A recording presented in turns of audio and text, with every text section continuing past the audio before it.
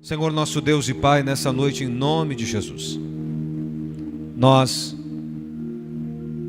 entramos na Tua presença e em nome de Jesus Cristo,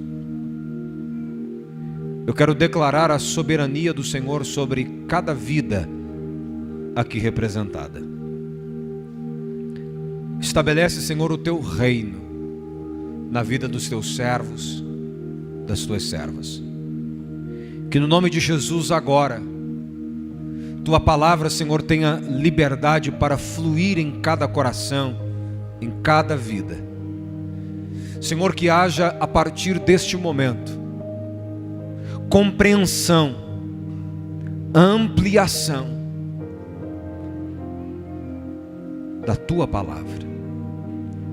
Que sejamos curados por esta palavra, libertos por essa palavra, restaurados e resgatados no poder desta palavra, todos os dias da nossa vida, no nome do Senhor Jesus. E toda a igreja do Senhor diz amém e graças a Deus. Querido, o objetivo dessa mensagem não é negar a crise. Eu não vim aqui essa noite para dizer para você que a crise não existe. A gente liga a televisão, entra na internet e todo mundo só fala de crise. Existe realmente uma crise. Os tempos realmente são tempos difíceis.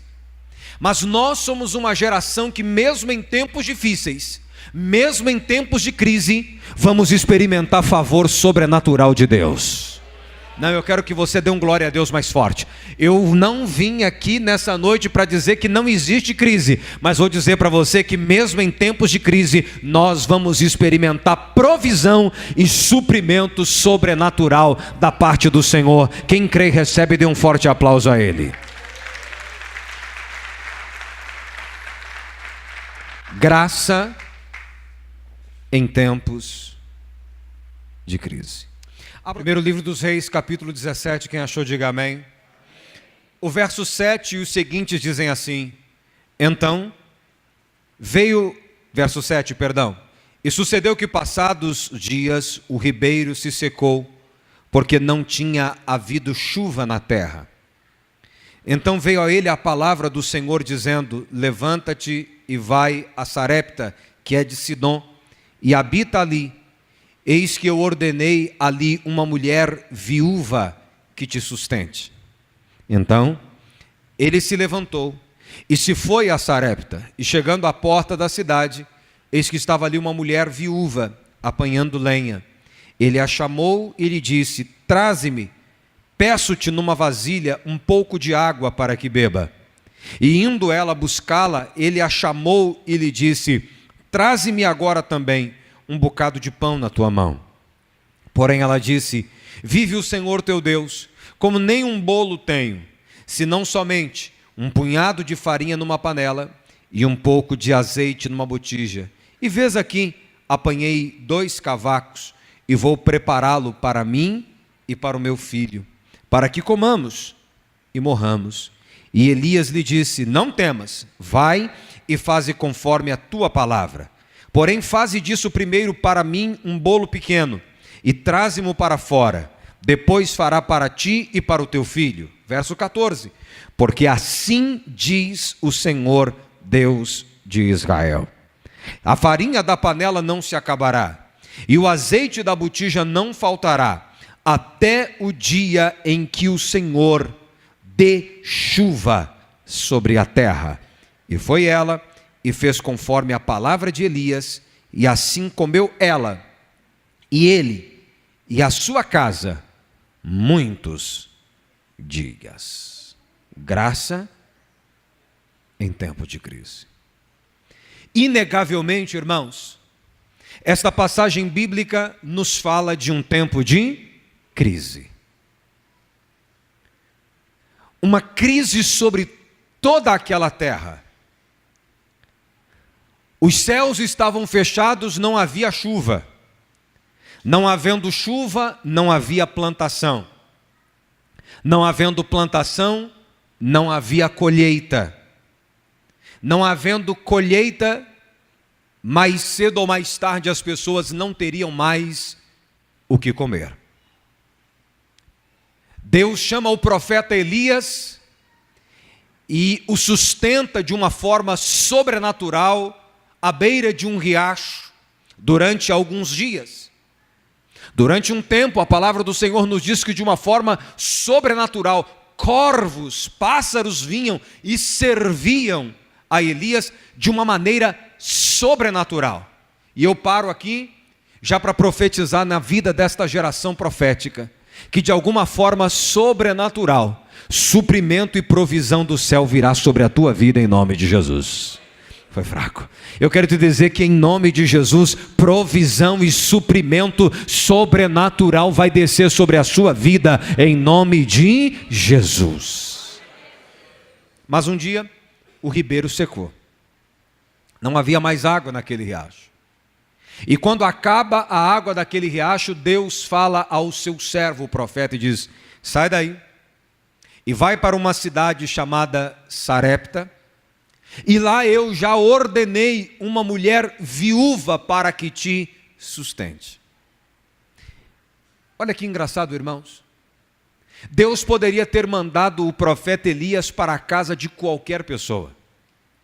Deus poderia ter mandado o profeta Elias para a casa do prefeito daquela cidade, sim ou não? Sim ou não? Deus poderia ter mandado o profeta para a casa de um grande empresário daquela cidade, sim ou não? Mas por que Deus mandou o profeta para a casa de uma mulher viúva? E eu quero lembrar aos irmãos que todas as vezes na palavra de Deus, onde você encontra a expressão órfão e viúva, está falando de pessoas pobres. Se você lê na Bíblia viúva e órfão, está falando de pessoas pobres, que não tinham recursos, que não tinham dinheiro, que tinham situações de crise instaladas na sua vida. E ela, além de ser uma mulher viúva, ou seja, pobre, a terra onde ela morava era uma terra onde não havia mais o que comer. Mas para lá é que Deus manda o seu profeta. Pastor, o que isso tem a ver com a graça?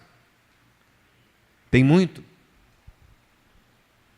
Porque aquelas pessoas que têm muitos recursos, elas não são necessitadas do favor de Deus. Aqui está a prova, porque nós vemos nos nossos dias muitas pessoas que, porque têm uma situação financeira, econômica, social estabelecida e resolvida, elas sentem que não precisam de Deus, que não precisam de nada, porque elas têm absolutamente, estão enganadas. Mas em suas mentes opressas pelo mal, elas acreditam que só porque têm algum recurso em mãos, que elas não necessitam da graça, do favor de Deus. Mas nós somos essa geração que vai entrar na vida daquelas pessoas que estão extremamente necessitadas, que já não tem mais condição, seja econômica, seja profissional, seja social, seja no casamento. Nós somos aquelas pessoas que vão demonstrar graça de Deus para aquelas pessoas que estão em crise. Quando se entende essa palavra, digam amém. E então o profeta chega na porta daquela cidade, e ele encontra com aquela mulher e diz assim: mulher, me dá um copo com água. E imediatamente ela o atendeu. Perceba que quando o profeta pediu a ela esse copo com água, ela o atendeu prontamente, porque era algo que ela tinha. Talvez até ela tinha recursos, ela tinha vasilhas com água na sua casa. Tanto é que quando o profeta pede para ela água, ela imediatamente vai para pegar. Mas quando ela dá as costas para o profeta diz: ei, peraí, mas já que você está indo lá pegar um copo d'água para mim, aproveita e me traz um bolo, me traz um pão. Aí ela parou. Porque quando o profeta pediu o que ela tinha, ela se dispôs a dar. Mas quando o profeta pediu a ela aquilo que ela não tinha, aí ela disse: isso eu não posso. Porque na verdade o que eu tenho é um pouquinho de farinha na panela e um pouquinho de azeite numa botija, e dá para fazer um pequeno pãozinho, um pequeno bolinho para mim e para o meu filho, e nós vamos comer, e depois disso nós vamos esperar a morte chegar. Perceba, irmãos, que essa é a mensagem que nós precisamos levar a essa geração. Aquela mulher tinha um pouco de recurso, mas o recurso dela estava acabando. E quando o recurso humano acaba, a esperança de vida também acaba junto. Olhe para cá, irmãos. Eu tenho certeza absoluta que cada um dos irmãos e irmãs que aqui está conhece pessoas que talvez no casamento, na vida financeira, na vida sentimental, na vida espiritual, guardaram algum recurso, economizaram, pouparam alguma coisa, já fizeram alguma coisa para resolver a sua situação, mas a cada dia elas estão vendo o recurso diminuir, a cada dia elas estão vendo as forças se acabando, e quando as forças acabam, a esperança acaba junto, e as pessoas começam a aguardar apenas a morte. Mas antes da morte chegar, a graça chegou primeiro. Oh, irmão, essa semana você vai chegar perto de alguém que está vendo a sua esperança acabando, e você vai dizer para ele, você vai dizer para ela: antes da morte chegar, a graça chega primeiro. Fala comigo: a graça chega primeiro. Fale mais uma vez: a graça chega primeiro. O profeta diz para ela: mulher, faz o pão, faz o bolo, mas faz primeiro para mim. Escute. Irmãos, se nós tivermos um pensamento carnal, poderíamos pensar assim: que profeta ruim. Ao invés do profeta entrar na casa da mulher e sair abençoando, o Senhor vai multiplicar, vai aumentar, Senhor ela vai fazer aqui, vai dar uns 3, 4 bolos imediatamente, em nome de Jesus, um milagre vai. Mas poxa vida, e o profeta fala para ela fazer o bolo para ele. Mas esse é um pensamento carnal. O profeta diz: faz o bolo, mas faz primeiro para mim. Buscai primeiro o reino de Deus e a sua justiça, e todas as demais coisas te serão acrescentadas.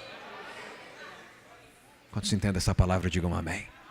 Faz primeiro, mas faz primeiro para mim. Agora, engraçado, ele diz para ela: faz o bolo e traz aqui fora. O profeta não entrou na casa dela.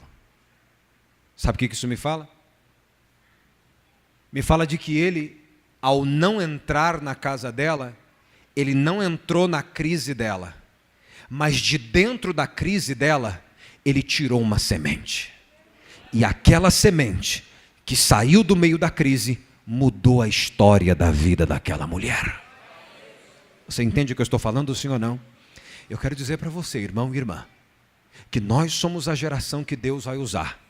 E nós vamos profetizar na vida das pessoas que estão à nossa volta, e nós vamos tirá-las de dentro da crise. De dentro da crise vai sair a provisão e a multiplicação para a glória de Deus. Quem crê recebe, diga amém. O profeta diz: faz o bolo e traz para mim aqui fora. E ela foi, fez o bolo, trouxe para fora, e o profeta comeu tudo e não sobrou nada. Mas antes de comer, ele libera para ela uma palavra profética. Antes de comer, ele diz: a farinha da panela não vai acabar, e o azeite da botija não vai secar, até o dia em que Deus fizer chover sobre a terra. Receba esta palavra profética. A bênção do Senhor na tua vida vai te proteger desta crise. Você não entendeu? Está todo mundo falando assim: pastor, agora está na hora de poupar, agora não é hora de investir, agora não é hora de fazer coisas, agora é hora de segurar o que tem, porque a coisa está difícil. Ninguém sabe quanto tempo vai durar essa crise, ninguém sabe se a presidente sai ou se ela fica, ninguém sabe se o deputado fica ou sai, ninguém sabe se o senador é solto ou se é preso, ninguém sabe. É melhor nesse momento termos cautela, mas eu quero dizer para você, meu irmão e minha irmã, que no tempo da crise o povo de Deus vai florescer. José é um ramo frutífero junto à fonte, seus ramos se estendem sobre os muros. Os flecheiros tentaram até flechar, mas o Senhor colocou o escudo na nossa frente. O braço do Senhor vai guardar a tua casa e a tua vida. Você vai sair daqui hoje à noite dizendo: 1000 cairão à minha esquerda, 10.000 à minha direita, mas eu não serei atingido. Por quê? Porque você tem graça em tempo de crise. Quando se entende essa palavra, digam amém. O profeta diz para ela: a farinha da panela não vai acabar, o azeite da botija não vai secar, até o dia em que o Senhor fizer chover sobre a terra. E o último versículo que lemos diz: e ela comeu, e ele comeu, e a casa dela comeu, toda a família dela comeu, e não comeu um dia ou outro, não, comeram muitos, fala, muitos dias. Fale mais uma vez, diga, muitos, mais alto, todos. Muito, não foi, irmãos, Deus tem bênção para você, não é só hoje não, Deus tem bênção para você para muitos dias. Ah, pastor, ninguém sabe quanto tempo vai durar essa crise. Realmente, eu não vim aqui para dizer que a crise vai ser rápida. Realmente, eu não vim aqui para dizer que essa crise não é lá essas coisas, não. Realmente, a coisa está difícil. Realmente, são tempos de dificuldade. Mas eu quero dizer para você que você tem provisão e suprimento para muitos dias. Fala glória a Deus. E sabe por que isso aconteceu? Isso só aconteceu porque essa mulher decidiu se sujeitar e se submeter a essa voz profética. Irmãos, a obediência é o que atrai o favor de Deus. Não saia daqui pensando que é a quantidade de coisas que você faz que atrai o favor e a atenção de Deus para a sua vida. Para desfrutar desse imenso favor, para desfrutar dessa graça que é extravagante. Fala comigo, a graça é extravagante. Olhe para o seu vizinho e diga: a graça é extravagante. Mas você falou com um beicinho, com muito, não, você tem que falar com uma bocona. Diga: a graça é extravagante. Graça extravagante. Para desfrutar dessa graça extravagante, você tem que fazer só uma coisa.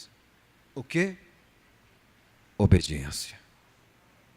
Quer ver uma prova? Vai comigo em Lucas 10.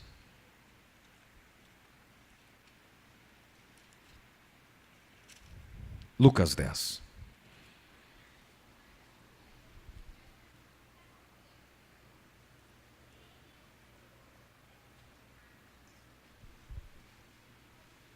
Verso 41 e 42 dizem assim: Jesus respondendo disse-lhe: Marta, Marta, estás ansiosa e afadigada com muitas coisas, mas uma só é necessária, e Maria escolheu a melhor parte, a qual não lhe será tirada. Olha que coisa tremenda. Jesus visita a casa de uma família muito preciosa para ele. Eu quero dizer que há casas e casas. E a sua casa hoje à noite vai receber a visita do Senhor Jesus. Jesus vai visitar os seus amigos, a família Marta, Maria e Lázaro. 3 irmãos. E quando Jesus chega na casa dessa família de amigos, E quando a gente recebe um convidado especial na nossa casa, nós queremos fazer de tudo para receber bem o nosso convidado especial. Sim ou não? Quando você convida alguém que é especial para você para ir à sua casa, você, desculpa a expressão, você faz das tripas o coração para receber bem o seu convidado. E assim estava Marta. Quando Jesus chegou na casa dele, eu posso imaginar, imagina comigo, por favor, Marta correndo de um lado para o outro. Jesus, o sofá está macio o suficiente, quer que eu pegue um travesseiro? Jesus, o senhor quer um copo com água? Jesus, o senhor quer uma Coca Zero? Estou dando a dica, hein? Se me chamar na sua casa, já está sabendo. Jesus, o senhor quer um suco de laranja? Jesus, eu preparei um pão italiano. Aceita, Jesus. Está entendendo ou não? Entendendo? Jesus, eu fiz um bolo, que é um bolo de milho. Tem gente que já está ficando com fome já agora. Fala, para, pastor, vai direto ao ponto. Olha para mim. Jesus, o que eu posso fazer para o senhor? E ela corria de um lado para o outro, vendo se a casa estava arrumada, se tinha roupa jogada para cima de um lado para o outro. Porque o homem é meio bagunceiro, né? O homem vai chegando em casa, ele é igual Lego, ele vai desmontando as peças, vai deixando as peças jogadas. Talvez Lázaro fosse assim. Não que eu seja, irmãos. Mas, e Marta correndo de um lado para o outro, afadigada, atarefada, querendo fazer o quê? Agradar Jesus. Irmãos, olhe para cá, quantas vezes nós também somos assim. Queremos, através de um monte de coisa, agradar o coração de Jesus. Uma vez me perguntaram, pastor, o que eu preciso fazer para agradar o coração de Deus? Me perguntaram, pastor, o que eu tenho que fazer para tocar o coração de Jesus? Como é que eu descubro, como é que eu vou saber qual é a vontade de Deus para a minha vida? Marta correndo de um lado para o outro, ela olha para Jesus e fala, pô, Jesus, assim não dá. O que foi, Marta? Poxa, o senhor não está vendo? Eu estou aqui correndo de um lado para o outro, e a minha irmã Maria, jogada aí aos teus pés, assentada, desfrutando da tua presença, só ouvindo as tuas palavras, e eu correndo de um lado para o outro, igual doido aqui, para te receber bem. O senhor não vai falar nada, não? Manda essa preguiçosa levantar e para a cozinha me ajudar. Jesus olha para ela e diz, Marta, Marta, Marta, você tem um coração lindo, mas eu não pedi nada disso para você. Marta, você está afadigada, você está atarefada, está preocupada com tantas coisas, mas uma coisa só é a necessária. Você está fazendo um monte de coisa, mas só tem uma que é necessária. E a sua irmã Maria escolheu essa boa, essa melhor parte. Ela escolheu fazer essa uma coisa. E eu não vou tirar isso dela, não. O quê? Maria decidiu desfrutar da presença de Jesus. Você não entendeu? Enquanto Marta corria de um lado para o outro querendo agradar Jesus, Maria se joga aos pés dele para desfrutar de presença de Deus na vida dela. Irmãos, a geração que vai desfrutar de favor em tempo de crise não é aquela geração que está preocupada se tem dinheiro, se não tem dinheiro, se tem isso, se não tem aquilo, se a conta bancária está azul ou está vermelha, mas a geração que vai desfrutar do favor de Deus é aquela geração que decidiu se jogar aos pés de Cristo e depender simplesmente dEle. Eu não estou dizendo que você não tem que trabalhar, eu não estou dizendo que você não tem que fazer as suas coisas, mas eu estou dizendo para você, uma coisa só é necessária: não exclua a presença de Deus na sua vida. Dias atrás uma irmã chegou aqui no prédio da igreja, e já há alguns dias eu não a via. E eu disse, irmã, Tem alguns dias que eu não a vejo, que alegria, graça e paz. O que foi que a senhora tem estado ausente? Ela, pastor, não é por vontade minha, não. Por mim, eu estava aqui toda quarta, ou toda sexta e todo domingo. Pastor, não é por mim, mas é a crise, pastor, que está tão grande. E eu não estou tendo condição, pastor, de tomar o ônibus, ter o gasto com a passagem. Meu marido às vezes não quer me trazer, porque gasta gasolina. E eu disse, irmã, mas já tem mais de 15 dias que a senhora não vem na igreja. Isso é muito perigoso. Ela, não, pastor, mas não é por minha vontade. É a crise, pastor. A gente tem que ficar escolhendo o que fazer. Eu disse, irmã, então a senhora está escolhendo errado. Me desculpe a sinceridade, porque a senhora não tem deixado de fazer outras coisas, mas a senhora tem excluído a presença de Deus na sua vida. Não exclua a igreja. Desfrutar da presença do Senhor. Não exclua a celebração do teu calendário. Mas a crise, você vai experimentar graça em tempo de crise. Irmãos, não exclua desfrutar de momentos como esse que você está tendo aqui, que nós estamos tendo aqui, simplesmente jogados aos pés de Cristo, dizendo, Senhor, eu dependo de Ti, eu dependo da Tua presença, eu dependo da Tua provisão e do Teu suprimento todos os dias da minha vida. Marta, você está atarefada com tantas coisas, você quer agradar o meu coração por muito fazer, mas eu não te pedi nada disso. A única coisa que eu pedi para você, e só tem uma coisa que é necessária, é desfrutar da minha presença. Eu vou terminar dizendo isso. Nós somos chamados, irmãos, para termos prazer na presença do Senhor. Nós somos chamados não para vir à igreja, nós somos chamados para ser essa igreja. Acho que os irmãos não entenderam.